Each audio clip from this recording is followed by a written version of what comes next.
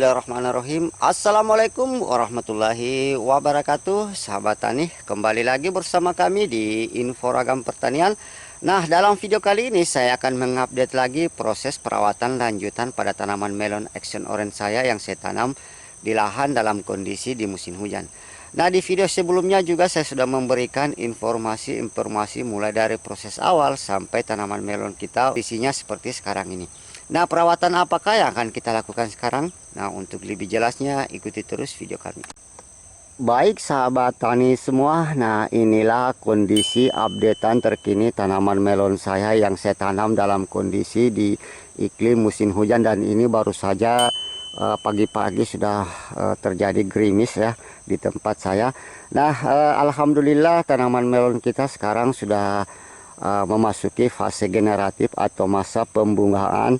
Kita lihat bakal-bakal bunga sudah mulai bermunculan semua. Nah, perawatan yang perlu kita perhatikan di sini adalah proses perawatan lanjutan, yaitu berupa proses perawatan bunga dan bunga supaya tidak mengalami kerontokan. Nah, selain pemberian unsur hara berupa kandungan kalium yang sangat tinggi, perawatan-perawatan yang perlu kita lakukan juga di sini ya sahabat tani, boleh kita melakukan proses polinasi secara manual ataupun juga tanpa dilakukan.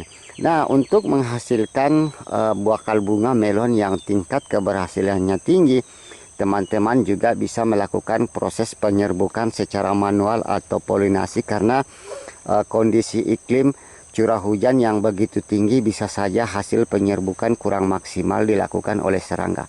Nah, di sini saya akan memberikan salah satu contoh bagaimana kita mengetahui proses polinasi yang dilakukan baik secara manual ataupun yang dilakukan oleh serangga nantinya. Nah, baik sahabat tani semua, nah di sini saya akan memperlihatkan mana sih bakal bunga jantan dan bakal bunga betina pada tanaman melon yang nantinya kita akan lakukan proses penyerbukan. Nah, biasanya bakal bunga jantan itu paling banyak tumbuh pada cabang utama seperti ini contohnya ya sahabat tani. Nah, dan biasanya bakal bunga jantan itu tidak ada bakal buah yang disertai di sini, hanya menghasilkan bunga dengan warna kuning yang mencolok. Jadi tujuan warna kuning ini adalah memancing serangga untuk melakukan proses penyerbukan. Nah, sementara bakal bunga betina itu pada umumnya menghasilkan bakal-bakal calon bakal buah seperti ini. Nah, bisa teman-teman lihat bakal buah yang sudah ada dan mulai mekar seperti ini. Nah, untuk proses penyerbukan biasanya kita kalau melakukan proses penyerbukan manual, teman-teman bisa mengawinkan secara manual dengan cara membuka kelopak bunga seperti ini, dan biasanya serbuk sari jantan itu berada pada tengah ini. Nah, teman-teman tinggal menempelkan saja pada bakal bunga betina seperti ini, sehingga proses penyerbukan itu pasti hasilnya lebih maksimal. Dan Anda bisa menempelkan seperti ini ya. Nah, karena biasanya bakal bunga jantan itu lebih banyak. Nah, ini lagi bakal bunga betina, bisa kita ambilkan lagi dari sisi sampingnya bakal bunga jantan seperti ini. Jadi Anda bisa mengambil dari tanaman lainnya. Nah, kita buka daunnya seperti ini dan tinggal kita tempelkan saja dengan cara menggoyangkan seperti ini ya, supaya serbuk sari jantan itu menempel pada kepala putik bakal bunga, supaya nantinya tingkat keberhasilan ini akan sangat tinggi. Nah, tanpa Anda melakukan pun sebenarnya sahabat tani sudah dilakukan juga oleh serangga, cuma kita akan memaksimalkan saja hasil penyerbukan kita supaya berhasil. Nah, setelah proses penyerbukan teman-teman lakukan atau juga dilakukan oleh serangga, nah langkah selanjutnya teman-teman harus segera memotong pucuk tunas yang muncul setelah bakal bunga seperti ini.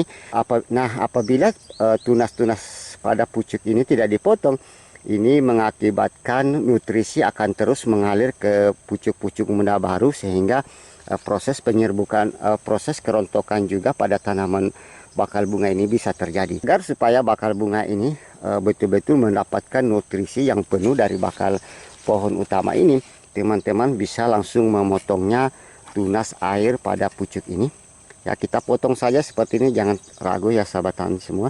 Bismillahirrahmanirrahim. Nah, otomatis nutrisi yang mengalir dari batang utama untuk membesarkan bakal bunga ini lebih fokus membesarkan ini dan berhenti pada titik sini.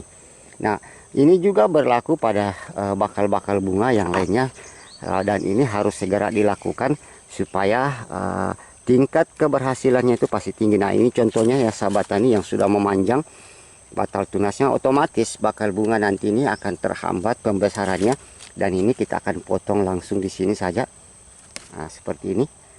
Nah, kita perhatikan semua, ini saya sudah potong ya, barusan saya sudah potong juga. Ini juga saya sudah potong ya sahabat tani, jadi otomatis nutrisi akan lebih fokus menumbuhkan bakal bunga kita ini. Nah, langkah selanjutnya perawatan yang kita lakukan adalah memaksimalkan proses pemupukan, dan di sini nanti saya akan melakukan lagi proses pemupukan dengan kandungan kalium tinggi yang pastinya saya menggunakan bahan organik ya. Dan ini nanti akan saya lakukan di sore hari, karena biasanya di pagi hari ini cuaca sudah mulai panas, jadi nanti akan saya lakukan di sore hari. Baik sahabat tani semua, nah mungkin ini sedikit tips ya bagaimana cara memaksimalkan hasil penyerbukan supaya bakal bunga melon kita tidak mudah rontok dan hasil buahnya lebih cepat besar. Nah, baik sahabat tani semua, demikianlah sedikit informasi yang bisa kami sampaikan proses update tanaman melon orange saya yang ada di lahan kali ini. Nah, bagaimanakah proses-proses perawatan lanjutan, nantikan pada bagian part selanjutnya. Sampai jumpa. Kalau ada yang belum jelas dari informasi yang kami sampaikan, silahkan berkomentar di bawah video atau hubungi call center kami di bawah ini. Assalamualaikum warahmatullahi wabarakatuh. Salam berkebun.